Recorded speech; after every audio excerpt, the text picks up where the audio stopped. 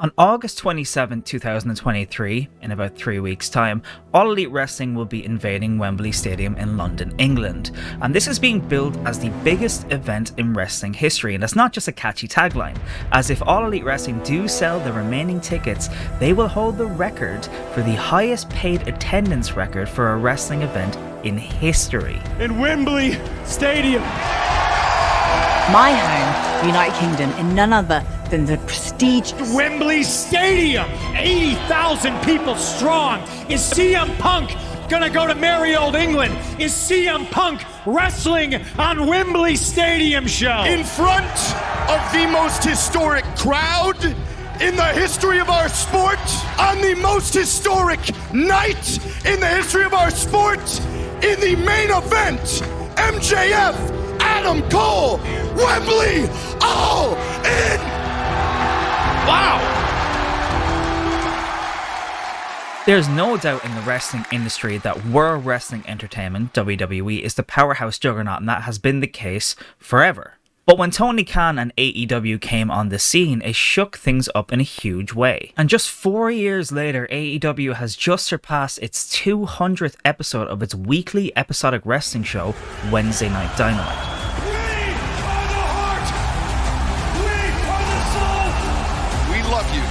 Jay Briscoe. We are the Elite Double Clothesline! It's Wednesday night, and you know what that means. And to put this into perspective how much of a head start WWE had here, Monday Night Raw, their flagship show, is currently on episode 1575. In the past year alone, WWE's premium live events, which are rebranded from pay-per-views, have been setting records for the company, such as Clash at the Castle in Cardiff having an announced attendance of 62,296 and WrestleMania 39 having a combined two-night announced attendance of 161,892. There is a caveat here, as WWE's announced figures are usually inflated, and this isn't opinion, this is fact, as the Arlington Police Department stated that 20,000 less paid fans were actually in attendance at WWE's record-breaking WrestleMania 32 in Arlington, Texas, where WWE announced that 101,763 fans were in attendance. And this is WWE's all-time record, and with AEW invading Wembley in a couple of weeks, AEW has a very high likelihood of breaking WWE's legitimate attendance record, even though the company is only just over 4 years old.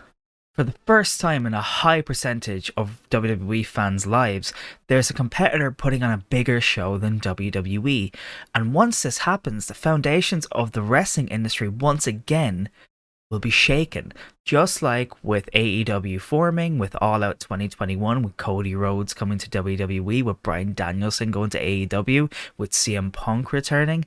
All these things shook the foundations of the wrestling industry. But I want to go into more detail about why Wembley Stadium is so important. And it's actually very simple. Wrestling events do not happen at Wembley Stadium. The last wrestling event to happen at Wembley Stadium was SummerSlam in 1992. And since then, the major player, which is WWE, has completely avoided Wembley Stadium and any huge stadiums in the UK. They only work small arena shows. And WWE loves to run stadiums, football stadiums specifically in the US. But up until Clash at the Castle in Cardiff last year, WWE did not do this internationally. With the success of Clash at the Castle, I would imagine AEW viewed this as a very good opportunity to capitalise on the UK market, which has been incredibly strong, and they outdraw WWE in weekly viewers in the UK. This is primarily down to the fact that AEW is shown on ITV4, which is a free UK TV channel, but don't let that negate the success of AEW in the UK. It is a hot commodity, even if WWE theoretically is more popular. And as mentioned previously, WWE won't run Wembley.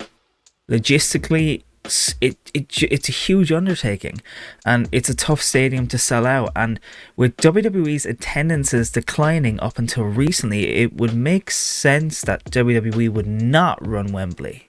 But that could be about to change. as John Cena surprised everybody with his presence at Money in the Bank in July at the O2 Arena in London, and he laid the foundations for WWE potentially running WrestleMania in the UK. With WrestleMania being the most popular wrestling event, show, pay-per-view, premium live event, bar none each year, it would make sense for WWE to run WrestleMania at Wembley. Which brings us back around to why AEW running Wembley Stadium is so significant. WWE avoids the stadium like the plague, and then AEW comes in and shocks everybody and announces they're running Wembley Stadium, and it's their first overseas show. Full stop. They've only been to Canada recently, but before that, it was the US only. So this is their first overseas show. And then their tickets sell like hotcakes, and it's one of the most anticipated wrestling events of all time, let alone historic. WWE then decide to tease WrestleMania in the UK, and teases this in front of a UK audience, sowing the seeds for WWE to run WrestleMania in the UK, and they used a John Cena return to do this. So presumably, they're going to eventually try and run WrestleMania at Wembley Stadium. And all of this comes off of the back of AEW's successful ticket sales for Wembley, as WWE would have likely continued to avoid Wembley and wouldn't take WrestleMania off of US soil if it weren't for this. And logically speaking, WWE does not want its biggest and most lucrative event starting at 1 p.m. Eastern. So this is wholly out of character for WWE, which is why it's such a huge deal they've done this and teased the UK crowd for WrestleMania. AEW has a huge opportunity to capitalize on a market that WWE is mostly avoiding, and I'll say mostly because they did capitalize on it last year with Clash at the Castle.